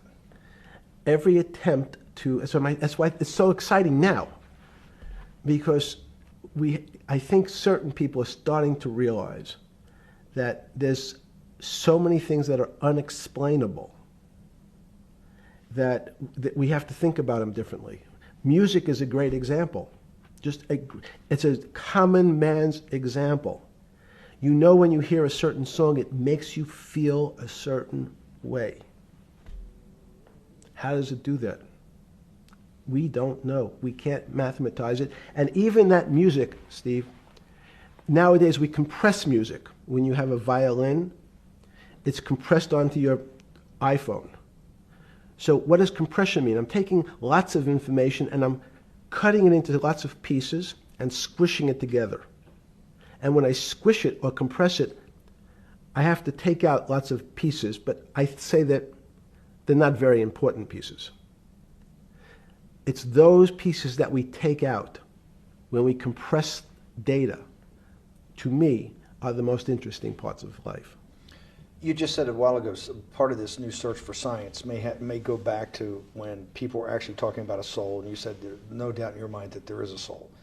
Describe for me what you mean by that. What do you mean by soul? What do you mean soul different than the physical analog body that we're seeing on film right now? It's difficult to describe in words. I mean, I'm not a poet. Poems get a little closer to what that really means. But even the concept of what is life becomes complicated when you deal with plants and seeds. Is a seed alive? I don't know. Certain people would say, no, it's dead. When you're a banana, one of my favorite examples is the banana that's sitting on the countertop in your kitchen today. Is it alive or dead? What do you think about human life? What is tell me about human life. But your banana is alive. That banana is breathing. It's on your. You say that's impossible, Jeffrey. No, it's not. Is the banana conscious? All these words. These are words. So everyone's trying to fit a very complicated concepts into a very small box called conscious or alive. These don't fit in that way. So if you put your banana in a bag and put another fruit in with it, the fruit ripens faster because the banana breathes with it. We don't understand most of those things. So you asked the big question. Sorry. You talk about the life. What about human life? What about it? Tell me what do you think? What do you think human life is? It's a miracle. It's a miracle. And when I say miracle, I can't explain it, and I make no attempt to explain it at the moment. We don't know how to think about it. And anyone, and again, another one of the Feynman quotes when he was talking about quantum physics.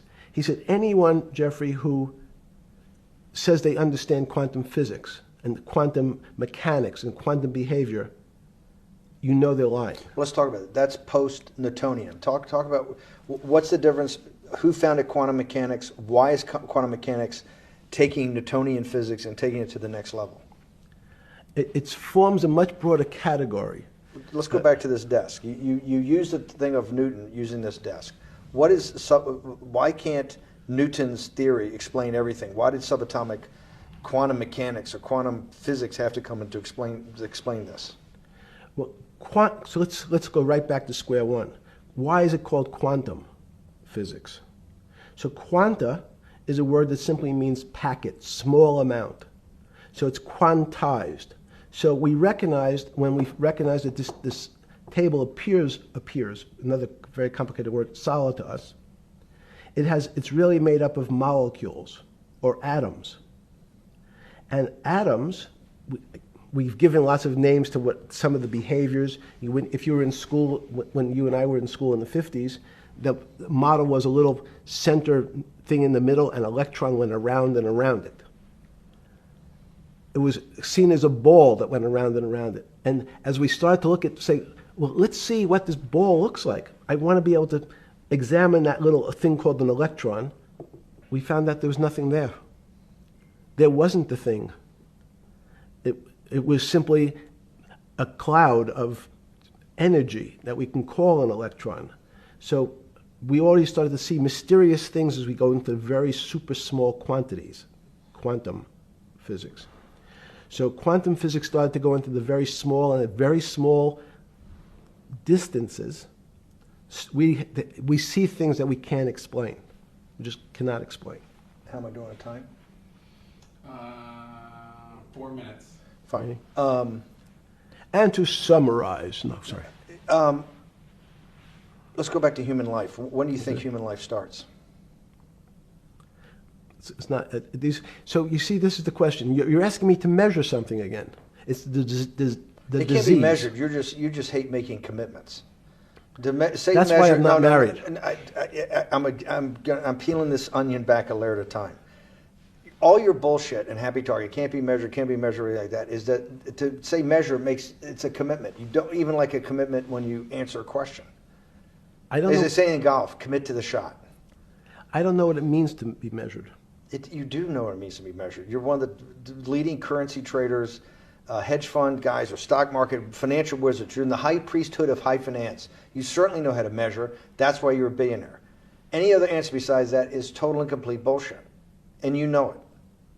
I know very few things. You know things can be measured. You measure every day. You weigh and measure every day. You weigh and measure people. You weigh and measure leaders. You weigh and measure economies. You weigh and measure politics. It's a very good. You weigh and measure. Hang on. Your whole life, in fact, is measuring. So what you've now done is a great thing, is you've used the word measure, a mathematic term, in the common vernacular, and abused it. So I don't even recognize what it means. It's so abusive to my field. Why? And let's go to that. In mathematics, measure means what specifically? There's no specific. It's an approximation, or giving something a number. Einstein said, we're not asking you to go to the ninth decimal point. Oh, you didn't say that before. No, you're not going to the ninth. I don't even. What if I say measure how tall are you? You'd say, okay, 6 foot. 6 feet. But is it 6 foot 1 inch? Give or take, between 5'11" and 6 feet. But what's that? But I want. So the question is, I want an accurate. I got Zeno's paradox. I don't even know what it means to measure you. Am I measuring the top of your hair, the top of your skull, the finer, the more. You're being rabbinical. This is like. I shaved my beard off. I used to be rabbinical. No, my point is, isn't that going through the Torah where you're parsing every definition? No, so, however we broadly define measure, your life literally is about measurement, is it not? It's about putting numbers on things so that I can try my best. That you can call it whatever you like. If that Well, what do makes you ca- feel what- better. What do you know? No, Because I I'm wanna trying make to you relate it happy. back to your scientific inquiry. No, even a number. People don't. A number is a complicated When did thing. you come? When did you come to this inflect? When did you come to this aha moment? Was when it was in your solitary confinement, when the biggest financial crisis in world history was going on, in your 7x9 jail cell with your metal bed and your two brushes because you were a trustee with the brown uniform on, trustee spelled wrong. Is that the moment of clarity that you had about science and Newtonian physics and everything that we can measure is really not going to be the way we go forward? It's going to be much more esoteric, emotional intelligence thing. Was that your moment of clarity? I wish it was, because it would make such a great story for this interview, but it's not. It's the fact that I lead such a privileged life to come across. But when did you? If it didn't happen then, when did it? Or did it happen before? I was then? going to hopefully Okay. get to the. Okay. I'm in a privileged position to have some of the world's smartest people come to my house and tell me what they think about different subjects, and I finally realized that the thing that they had most in common was there was this area, no matter how smart they were, that when I asked them the questions, they said they'd have to resort to a 500 or 1,000-year-old response to that question, which was, I don't know. You know who else found that out? Socrates. That's what Socrates kept doing, right? Socrates kept asking all the experts. He would go through, question after question after question, and realize at the end they didn't really know. They really didn't basically understand what they were talking about. And one of the things that people won't enjoy, it turns out that potentially one of the bad things to teach children is how to write. Writing, reading, and arithmetic was supposed to be, everyone's supposed to be taught. But writing forces you into a very narrow channel of thinking. You have to write in a certain form, in a certain way, in a certain linear pattern. So your thinking becomes somewhat narrow. The reason I brought up writing is one of the recent discoveries of mine with respect to Socrates, Plato, and Aristotle is they never wrote anything. They spoke, and people around who could write wrote. Socrates could think. So that was... Jesus of Nazareth was the same way, right? Never wrote anything. I thought he was a carpenter. He was a carpenter. Didn't he need like a little carpenter's tool? I don't want to get that. But at least his written record. Right. One last thing. Sure. Thank you for having me to your house.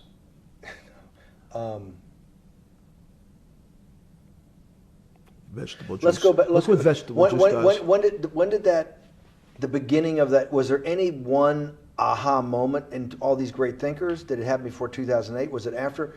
That came up over, I know, many years, but when did you actually realize, hey, something new's got to be developed? Yeah, that's great.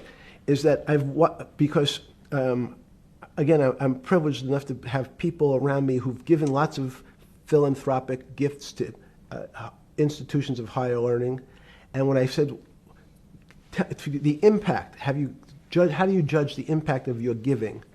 And we sat down and said, no really new ideas have come out.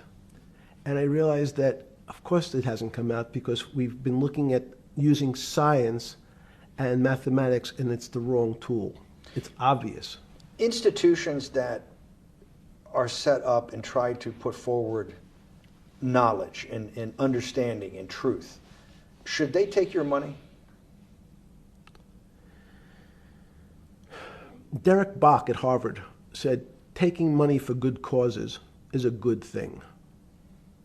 So if Hitler took all the gold out of the teeth of the Jews and said, I want to give this to Heidelberg University to fund the Leibniz chairs so that I can study high energy physics, Derek Bach would say that was fine? Again, these questions are questions where good people on both sides, like your Charlottesville, could differ. I don't know the answer to these questions. So tell us the two. Give us the two answers. The one answer why it shouldn't be, and then the one answer. Derek Bach says, I'll essentially take cash from anybody because I got so many projects, so many good guys, and this is the way I'll do it. So I'm indifferent to where the cash comes from. Money's money. And if I got good guys, I'm the fiduciary that says these are good people and this is good research, okay? I'll take the cash from any source, including you. What's the other argument? Let me give you that. I know in my case, Is your money dirty money? if you live, I just asked a question. Is your money dirty money? no, it's not. So in fact, Why is it not dirty money? because I earned it, But you earned it. I earned it legally. We went back to this before. You earned Yes. it. You earned it, advising the worst people in the world, right? That do enormous bad things, and just to make more money. So instead of asking me the question, should you take the money? Because I think it's a legitimate question. You think it's a legitimate question? Yes, no Why? question.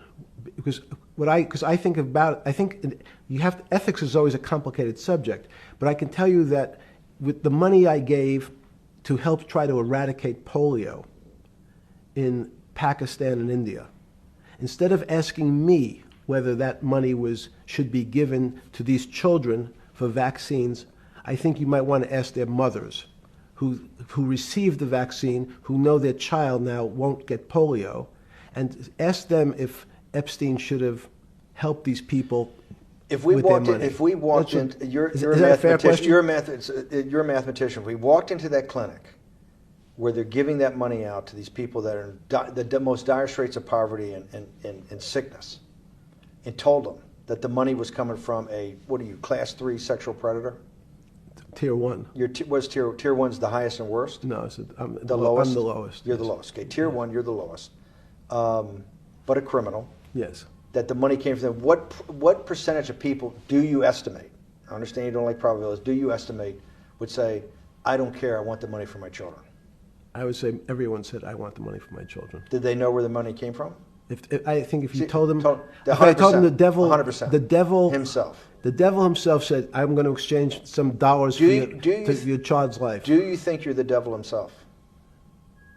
No, but I do have a good mirror. It's a serious question. Do you think you're the devil himself? I don't know. Why would you say that? Because you have all the attributes. You're incredibly smart. You remember the devil is somebody who knows. Smart? The devil's brilliant. You read Milton's Paradise Lost. No, the devil scares me. Satan is at the number 1 or 2 archangel, and the reason he goes to hell and leads the rebellion is because he can't be the top guy. And his thing is, I'd rather reign in hell than serve in heaven. I saw that in a movie once called American Dharma. I don't remember who said it. Okay, we have to go. Okay, good. Okay. That was good.